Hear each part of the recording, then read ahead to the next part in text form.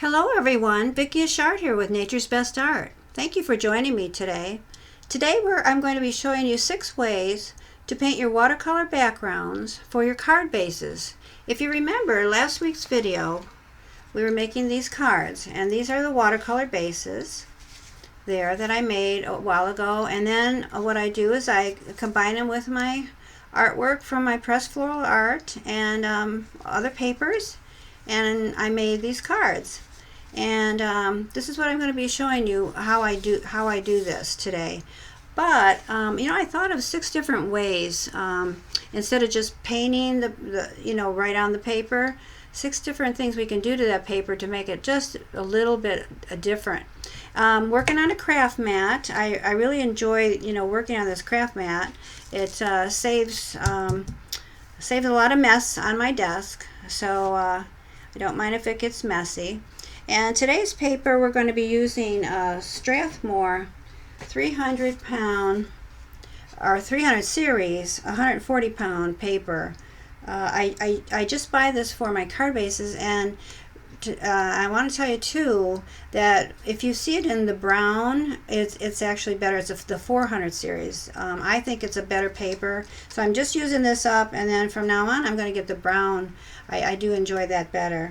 And there's 12 sheets in this one, and so that's what we're going to be using today. Now normally it's a little cheaper paper, so I don't mind using that for my card bases. But when I do my designs, when I do my fine art work, I use the arches all the time. It's 140 pound cold press, and I just love this paper. The paint sinks into the paper, and I just love it. I get it at Jerry's Artorama online. So let's get out our paper. And then my card bases are made from all my leftover paints in my palette, and I got several palettes that I have paint in that I from other designs that I've painted, and so I want to use that paint up. So let's start getting our paper wet. Use a spray bottle, and then I'll take my brush and get that wet too. Just get it nice and wet. Now I'm going to be starting to take some paint on my brush. Different blue here. I want to try to get it to the very end. It doesn't have to be. You don't have to be really fussy. That's why I like doing this. It's a lot of fun, really. I've made a lot of cards with these card bases like this. And let's take a different color. Take some red and a maroonish. Whoa, look at that go on there. And you can prop your paper up if you want sometimes. Like that, and make it run down. Oh my goodness, I am going to actually have a palette that is free of paint after this one. Okay, now I want to put some salt on it. This is called Kosher Sea Salt, and we're going to see what that does. Works well when it's wet. You want to keep it on, and you don't want to dry it.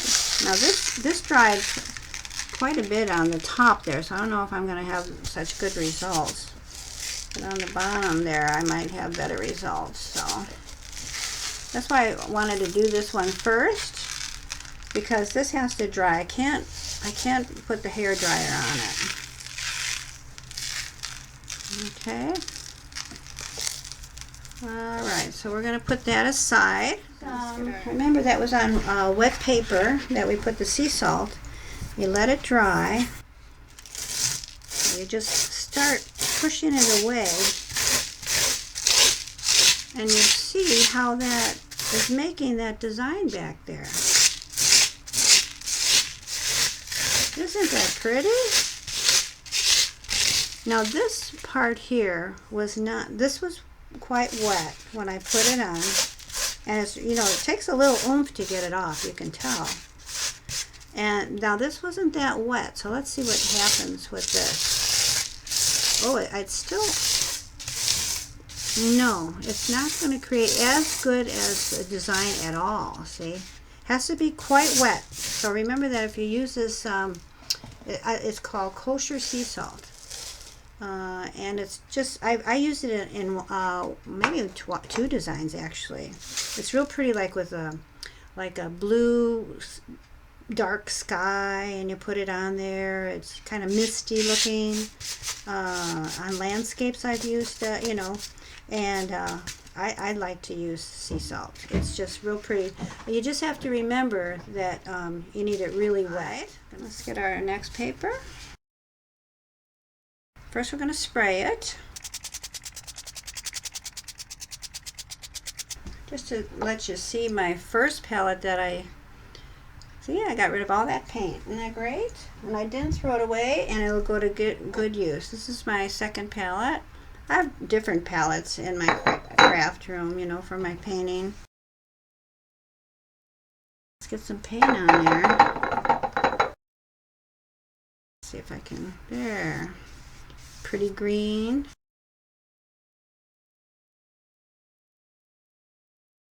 And there's just more green on here, so that's what we're going to get up here. Let's see here.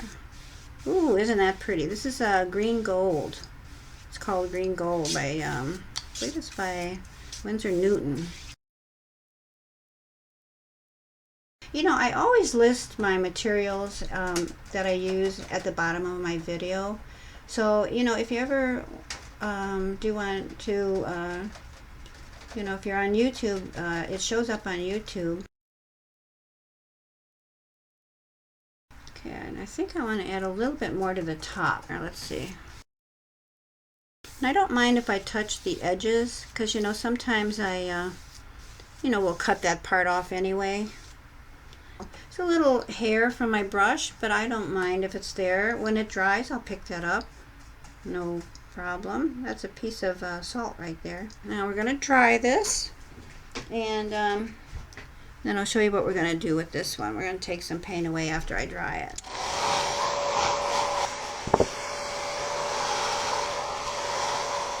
Okay, I paused the video and I dried it more. It needed more drying. So it's curled up a little bit, but I can still work with it, and that doesn't bother me at all, because what I do is I flatten them under books. It's just something that this, you know, paper does, and don't mind at all. It'll flatten after, you know, a while, and then I'll use it. So it's all dried, and what we're going to do on this one is we're going to lift some paint up, okay?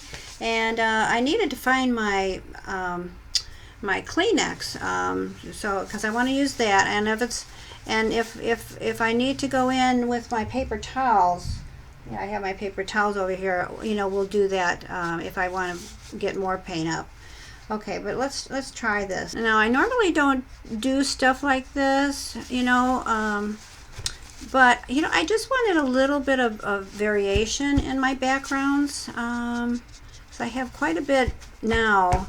I've accumulated quite a bit that have just the paint in them, you know. So so now I just want to do a little something different to have different backgrounds.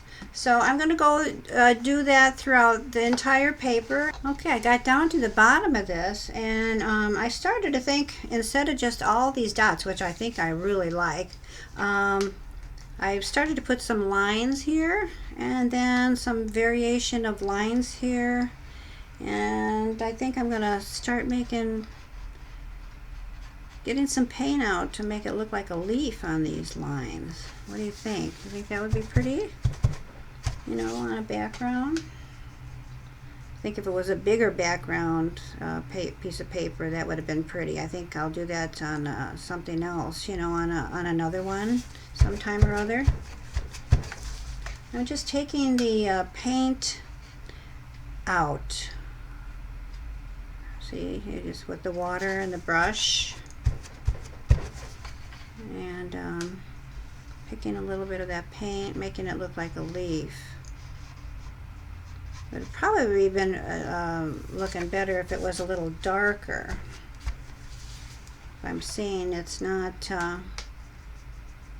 if I had a little bit more paint on there, I think it would have looked better.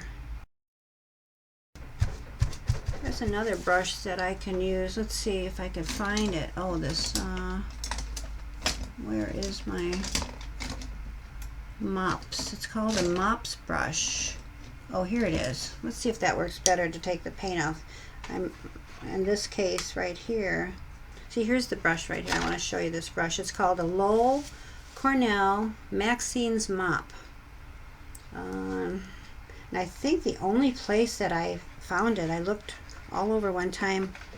I think I got it at Walmart, actually. It scrubs it a little. See, it's coming up a little better. It actually scrubs it better.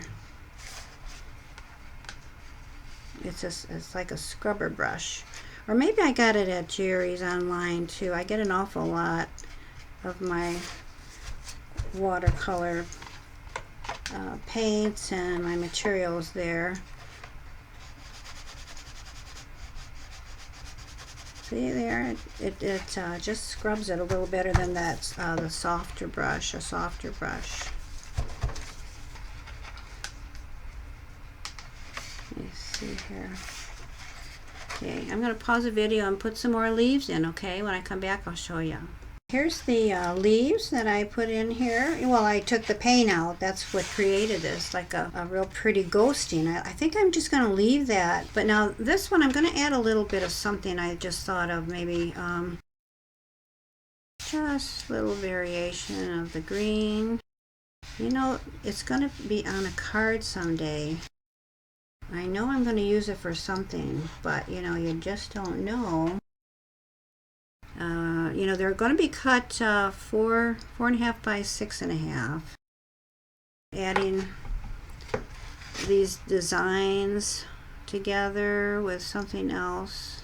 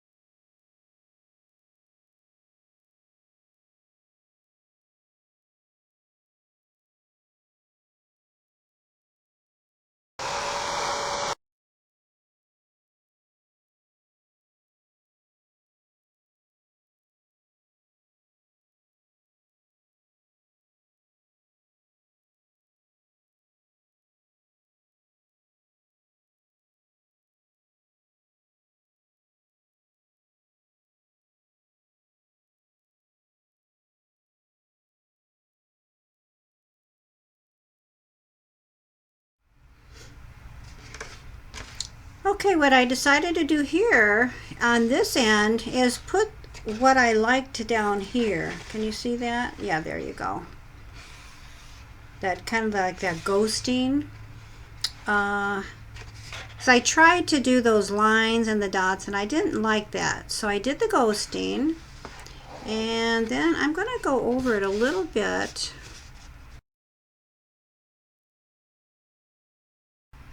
And I think I'll like it a little bit better. And this will not be, you know, on this end, it won't be a 4.5 by 6.5, of course, but it will be nice for, you know, something on my card. So I'm excited about that. Sometimes, you know, things don't always turn out the way you think that you want to, you know, do them, but then you keep working with it and, you know, sometimes it's even better. This area here I liked. I kept this and I think I'm actually going to add a little bit more to that. So let's get a little bit more of that green I'm using. And I think I'm going to put some more of those dots in. This is a little darker color than I have there. Gives a little bit more variation. Oh, well, let's see what I can do with that. Well, I can get that up, I suppose. Let me see. Let me see if that comes up. If not, I am going to create something else on this side.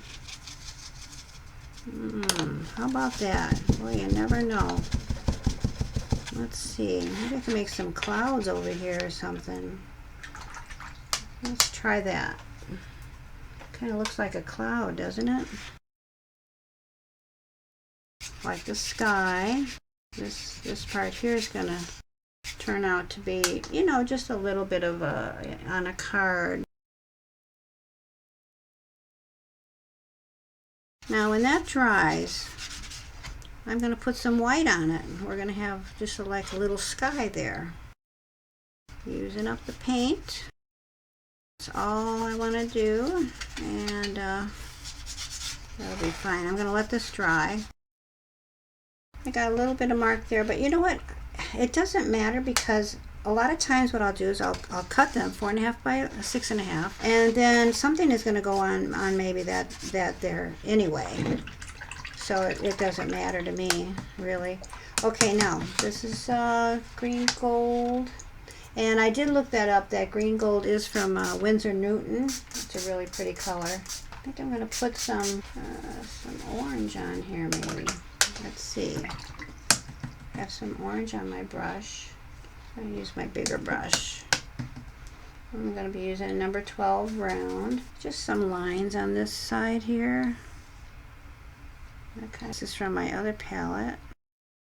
Just kind of make those lines, because I made those, took the paint out, see the paint out, and then I'll put the orange here like that.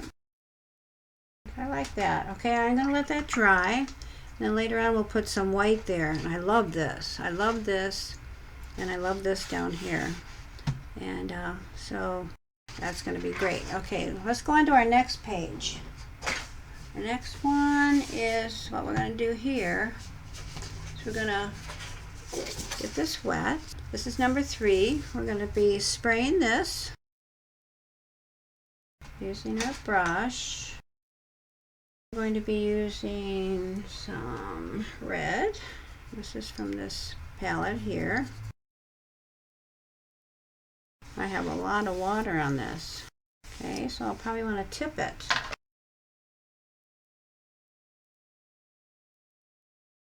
Clean up a lot, because I got a lot of water on there.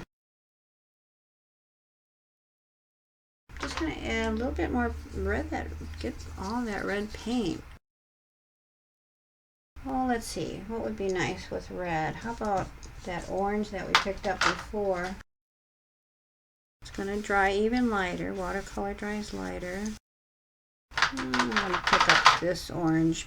Whoa, that's like a, oh, that's gamboge. That's like yellow. Well, let's put a little red in there. Maybe that'll make it orange. Yeah, a little bit. See? Experimenting. Oh, there's our orange there. That looks pretty. Okay, I'm going to dry this, and you'll see what I'm going to do with this one. And here's my dried paper. And what I did is I put cups and my pencil sharpener on each corner so that it wouldn't bow so much. Because what we're going to do now is we're going to spray this. It's all dry. And I'm simply going to blot it with paper towel. See what that looks like. Not much, so I'm going to do this. I'm going to take my brush and put bigger drops. This is very light, so you know the paint, maybe that's why if I put more paint on it, maybe you could see it more when I blot it up. Let's see what that does. Not seeing much of a difference. There is the paint there. Okay. So in order for me to get more of a variation, I'm going to have to put more paint on this. Okay, well, I thought more about the third technique that we tried, the spraying, and that didn't seem to work at all. Very surprising. I thought the paint would just like spread out, and it didn't. So I tried to lift it off, and The reason why I'm going to do this one again is because the lifting off reminded me so much of the second one we did, the lifting of the paint we did, and it created that ghosting, that beautiful ghosting effect. So I don't want it to, you know, have a technique that is similar to the second one. Okay, so I wanted to try this on this and see if I would like these results. What I'm going to do is I'm going to try to create blooms and cauliflowers is sometimes what you'd call them. So let's put some water on the, and I have my paper taped down because you know how it like buckles up. So and the reason, you know, when you work with a painting, you know, you have it taped down, so when you're painting, of course it doesn't buckle up. Like I've been, you know, like you've been seeing them buckle up. So you don't have to worry about that when you paint because you're going to have your tape on there. So I'm going to try this. I'm going to put some water. You know, we're just experimenting, having fun with these techniques. I think I'm going to like this better. One more time. Let's see here. Pretty much water on it because I want to actually try to get blooms. A lot of times you want to prevent that when you're painting, but sometimes in a background it's pretty. And you know, if you intentionally try to do that. Let's drop some paint on there and see what happens. Oh yeah, now it's spreading. Okay, and see the blooms? Different. That was Phthalo Blue. This is going to be a Prussian blue. And the more it dries, the more it spreads out, as you can see.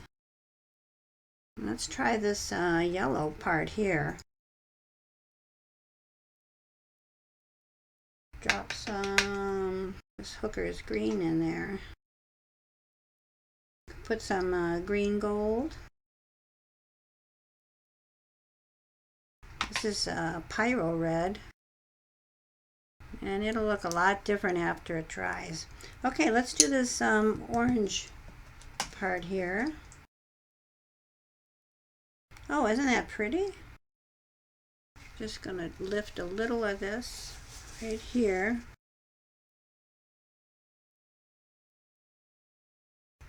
Now, that's going to be interesting background for my cards. And I think I like this one the best. So I like that. That turned out really pretty.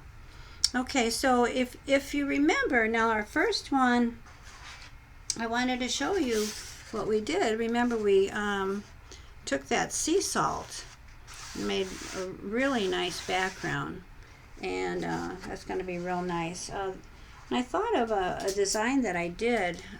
This is one of my originals. It's an artistic red vase. And you see the sea salt here? I wanted to create some kind of texture, a little bit of interest there. This was my first actually design I painted of glass. And so I thought that's the one I did with the salt. And then remember our second technique, we were lifting the paint off and creating this ghosting effect here, and I really like that a lot.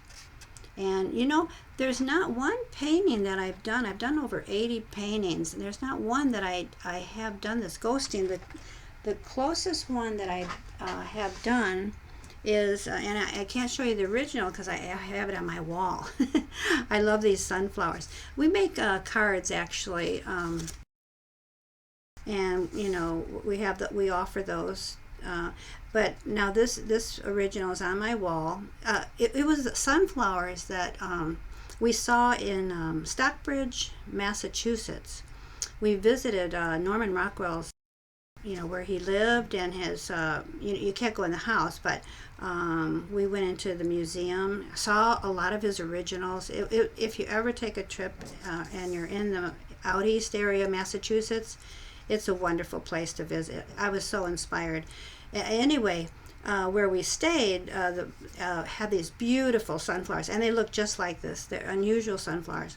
And this is the closest. The reason I took this out is I want to show you. This is the closest I had to the ghosting, but it's actually I painted picture. I painted paint in, you know, and I didn't take it out. So I've never actually made a design with that ghosting, and I'm gonna try that ghosting because I really like it. And now this is a technique that I have used in my paintings, not to this extreme, but I wanted to show you a few where I dropped the color in, like here. This is one of my originals. It's not matted yet. You know, sometimes we leave them unmatted so that people can choose, you know, the colors they want. We actually do like to put white in our you know, white around our watercolors. You can go to my watercolor gallery. It's www.naturesbestart.com under watercolor gallery. But I call this hugging drafts, and kind of, you know, it's getting to be like nighttime, and then I dropped some color in, and it created a little bit of, you know, this texture here, this little bloom here. You know, it's getting dark, and I wanted to create that sky like that. And then the other one I thought of is this one. This is a one that I did for the 4th of July, actually, and you can see that I created these blooms here between the fence. So that turned out real pretty, I thought, too. And this is one we Tom matted here. And he puts this bevel edge in here. I thought it really adds to the look of it. But I wanted to show you this dropping, you know, your paint in the background here while it's still wet, and it creates, you know, this effect.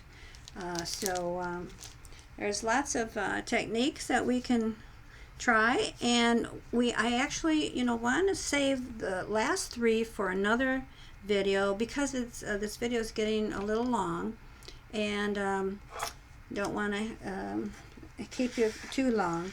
But the last 3 techniques are really interesting. I think you'll really enjoy them. So stay tuned, and please join me again next week.